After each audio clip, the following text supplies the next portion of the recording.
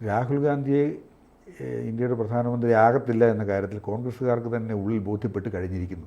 അതുകൊണ്ടാണല്ലോ അവർ പ്രിയങ്ക ഗാന്ധിയെ സജീവമായി രംഗത്തിറക്കി നെഹ്റു കുടുംബത്തിലേ പറ്റത്തുള്ളൂ എന്നാണ് കോൺഗ്രസിൻ്റെ ധാരണ. പക്ഷേ നെഹ്റു കുടുംബവും കോൺഗ്രസും കൃത്യമായി മനസ്സിലാക്കിയിട്ടുണ്ട് രാഹുൽ ഗാന്ധിയെ കൊണ്ട് ഇന്ത്യയെ നയിക്കാൻ കഴിയുകയില്ല എന്നുള്ളത്. കാരണം നമ്മൾ അദ്ദേഹത്തിൻ്റെ അപക്വമായ നിലപാടുകൾ, അപക്വമായ പ്രസ്താവനകൾ, ഇങ്ങനെ പല കാര്യങ്ങൾ അദ്ദേഹത്തിനുണ്ട്. അദ്ദേഹത്തിൻ്റെ രാഷ്ട്രീയ ജീവിതം നമ്മൾ പരിശോധിച്ച് കഴിഞ്ഞാൽ നമുക്ക് മനസ്സിലാക്കാൻ കഴിയുന്ന ഒരുപാട് കാര്യങ്ങളുണ്ട്.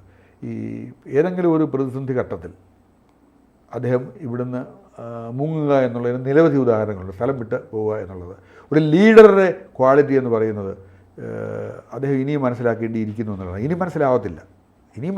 കാരണം ഇത്രയും നാളത്തെ പ്രവർത്തനം കൊണ്ട് അദ്ദേഹം ഇന്ത്യ പദയാത്ര നടത്തി, ജോഡോ യാത്ര. അതെ, അത് അനുസരിച്ച് പിന്നെ ഇന്ത്യയിൽ മുഴുവൻ അദ്ദേഹം നടന്ന് കണ്ട് മനസ്സിലാക്കിയെന്നാണ് പറയുന്നത്. പദയാത്രയിലൊക്കെ ആളും ഉണ്ടായിരുന്നു. പക്ഷേ അദ്ദേഹത്തിന് എങ്ങനെയാണ് അദ്ദേഹത്തിന് ഒരു കോൺഗ്രസിൻ്റെ നേതാവ് ആയെങ്കിലേ പറ്റൂ. അതോടൊപ്പം കോൺഗ്രസ് മാത്രമായിട്ട് ഇനി ഒരു ഇന്ത്യയിൽ ഭരണം ഉണ്ടാക്കുന്ന പ്രശ്നമില്ലല്ലോ, ഒരു കാരണവശാലും ഇല്ല. കോൺഗ്രസ് എന്ന് പറയുന്ന ഒരു സംവിധാനത്തിന് ഇന്ത്യയുടെ ഭരണചക്രം തിരിക്കാനൊരു അവസരം ഒറ്റയ്ക്ക് ഇനി കിട്ടുന്ന പ്രശ്നമേ ഇല്ല, ഒരിക്കലും കിട്ടത്തില്ല.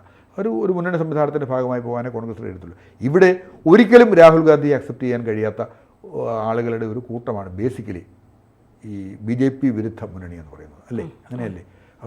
രാഹുൽ ഗാന്ധിയെ നേതാവായി അംഗീകരിക്കാൻ കഴിയാത്ത ഒരു കൂട്ടമാണ് അവരെന്ന് ഉള്ളതാണ് ഒരു പ്രധാനപ്പെട്ട കാര്യം. ഒരു കക്ഷികളും അല്ലെങ്കിൽ ജനസ്വാധീനമുള്ള ഒരു കക്ഷികളും അവരെ അംഗീകരിക്കുന്നില്ല. കാരണം നമുക്കറിയാം ഉത്തരേന്ത്യൻ രാഷ്ട്രീയത്തിൽ ഹിന്ദി ബെൽറ്റിൽ രാഹുൽ ഗാന്ധിക്കും കോൺഗ്രസിനുള്ള സ്വാധീനത്തെപ്പറ്റി നമുക്ക് മനസ്സിലാവുന്നുണ്ട്. കോൺഗ്രസ് നിലനിൽക്കുന്നത് തന്നെ ദക്ഷിണേന്ത്യയിലെ ചില സംസ്ഥാനങ്ങളിലും മറ്റ് ചില കേന്ദ്രങ്ങളിലും മാത്രമാണ് കോൺഗ്രസിൻ്റെ ഒരു സ്വാധീനം നിലനിൽക്കുന്നത്. മറ്റെല്ലായിടത്തും കോൺഗ്രസ്സിന് ഈ ഒരു വലിയ വിഭാഗം മറ്റ് കക്ഷികളെ ആശ്രയിച്ചേ പറ്റത്തുള്ളൂ.